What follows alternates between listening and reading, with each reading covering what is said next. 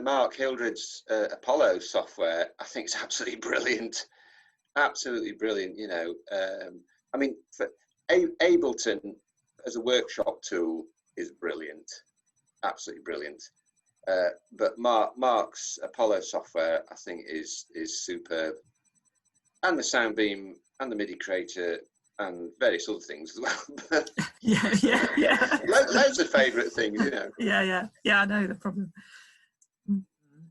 Some people can use a switch and they can do some singing and they can use a drum a bit and they can do various things. But for the people who have very limited movements, I think so. The press sensor, which is from Apollo Ensemble, we always combine things, so it has to be. So we combine it with Apollo Ensemble and E-Scape, so that link with the press sensor, Apollo Ensemble and E-Scape gives almost limitless possibilities of what a person can do with the tiniest movement of the finger or head or whatever. If they can do this, then they can control lights, they can play music, they can play a song or play chords or play whatever they want if you have this combination together.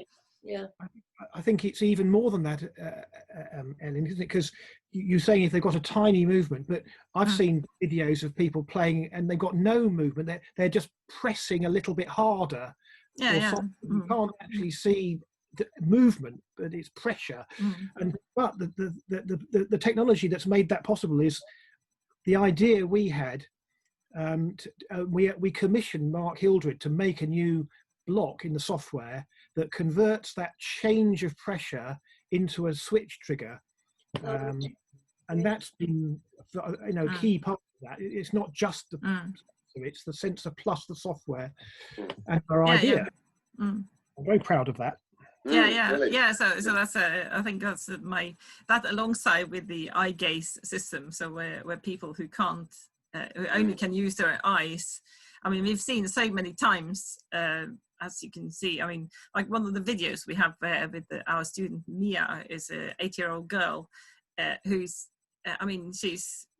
she really loves doing music, and when she can do it with her friends in class as well, she's whining with joy and happiness, and to see that happen that change from not being able to take part with anything to being able to play, do singing with her friends and really take part, and they see her taking part and takes her into the group in a way.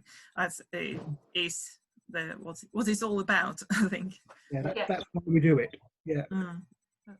But yes, we must keep on with our plans of building more lovely objects that can be played. You made a beautiful harp as well, Doug, with a switch control, so one string which you can play, and it's that was also, and the second picture I sent there in the chat is our switch color keyboard, where we wanted to make a switch keyboard which looked nice. So we had Tim did all the drawings, and we sent. I got a carpenter friend of mine to build it and give it like a proper grand piano varnish, so it looks like a grand piano, and the students playing it really loves it, and they're like, oh, this is my instrument is the only one in the world. Very exclusive for them. Very exclusive. There you are. Yeah. So I'm just unwrapping it from the bubble wrap. I think actually that it's still being in from Norway, actually. I mean, but so it's just got switches installed and a wireless transmitter, so you can wander around. You can wander around the stage playing it. But, it is encouraging to see that there are other people getting involved in this area, definitely. And I think it is growing, isn't it? Awareness is growing slowly. What do you see as the next big development that is coming in this sort of sphere, or this way of working? Well, I would say easily, that's an easy one to answer, isn't it? Because of the COVID thing. So what we're doing at the moment is remote. I guess you other guys won't. You probably haven't. You won't have learned what we're doing, but we've got some money to do a sort of research project on using assistive music technology, but remotely. So so bizarrely, the COVID thing has actually opened up a new direction for us, because if we can get it to work, it means that when we get back to normal, we can also hopefully involve people in our our physical group workshops in the same space, from a hospital bed somewhere, or from somebody that can't get out of their home. So, well, it would certainly, at the back of my mind, be getting people in their own homes to be able to join in a piece of music making all together, like having a central conductor who could pull people in if the timing was fine enough, but it hasn't been fine enough. And you've got to all, yes, even if it's the music is not meant to be like to the beat.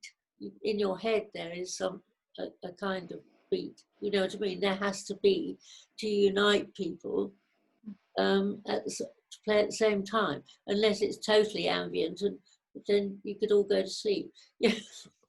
Yeah, there's lots of ifs still, so I don't think we're quite there yet, but as you say, it's very interesting. It also opens up even more collaboration across borders of countries as well. Because it does, suddenly, if you can make it work like that, it doesn't matter if you're in Norway or England or Portugal or whatever. Exactly. I mean, obviously, physically separated, you know, even a copper wire, the speed of light, does take a little bit of time if you're America to Europe, you know. But I mean, the whole idea, what we wanted was, so ideally, what we're aiming at is to be able to install the assistive music technology in people's homes. So, like, somebody has their own sound beam, someone has their own MIDI creator, all this sort of stuff, and it will have to be absolutely as simple as possible, so everything's pre-programmed and all this sort of stuff, because we're not going to be there to plug it in and switch it on. So it needs to be someone just flicking a main switch and everything fires up. And that's why these radio units are so good, because we didn't want to use audio interfaces, because the thing with technology, obviously we're all technologists, and it's like, yeah, we like it, we're into it and all that, but most people aren't. And most people get scared and put off by it, you know. So for us, holy grail in this is ease of use and simplicity, and flicker. All they have to do is press a switch, the main switch, and it's all up and running. That's the holy grail in this, you know. So, but anyway, at the moment it's an R&D project, so we'll explore different things. Yeah, I think another big change we're waiting for to come is just because there's so much technology out there which can be used and which are available, but the main problem is that people don't use it. And they're scared. If you go into a school, teachers are still scared to use it.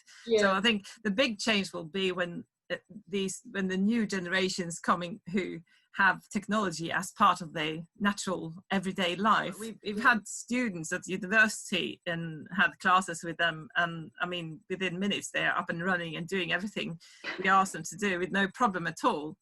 But still, you can go to a school and they, will I do something wrong now if I touch this computer? So it's. But the great thing for us is, like I said, this COVID thing. Even when we get back to normal, it's sort of been a bit of a catalyst for this development to evolve people who can't get to our physical workshops, which is going to be brilliant, you know. Yes. But at the same time, it's also been. I think you're absolutely right, and is a good knowledge to have. But it's also been the knowledge of working remotely is can't replace meeting people. I mean, it's so important our students are so happy when they can meet up and actually play together. It means such a lot to them. Yes.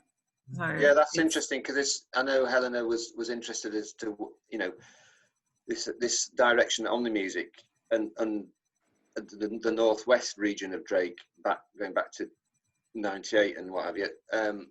we've always been into this sort of group making, I think. Yeah, ideally, because of the social aspect, you know.